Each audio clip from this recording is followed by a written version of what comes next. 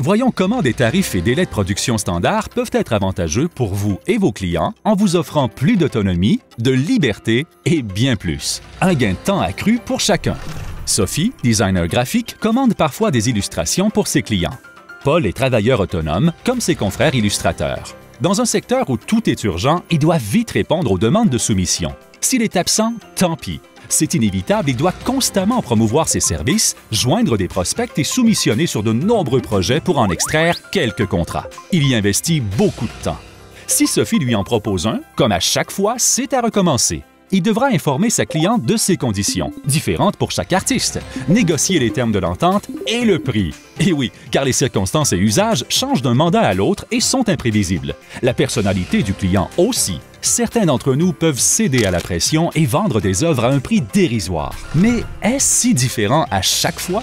Pour fixer le prix d'une commande, comme plusieurs et à quelques détails près, Paul estime le temps qu'il devra y consacrer, le multiplie par son tarif horaire et, au besoin, y fait quelques ajouts. Il doit suivre cette gymnastique par souci d'honnêteté et par respect pour ses clients. En effet, chacun veut un traitement équitable et des irrégularités pourraient être mal vues. En enregistrant un de ses styles chez Illustracom, en plus d'y joindre son profil et ses disponibilités, Paul en fixe lui-même les coûts et délais en indiquant leur valeur par unité de production. C'est une unité de mesure correspondant à la plus petite fraction utilisée pour quantifier la charge de travail d'une illustration. Ainsi, une comparaison objective des coûts et délais requis selon divers styles et paramètres sera possible.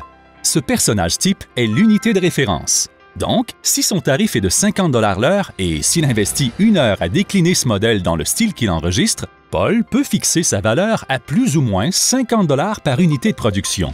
Aussi, s'il souhaite disposer d'échéances moins serrées, il pourra, par exemple, fixer son délai à 2 heures par unité de production au lieu d'une seule. Son unique contrainte est de respecter le prix plancher fixé par Illustracom. Équilibre et transparence seront ainsi assurés dans la coop.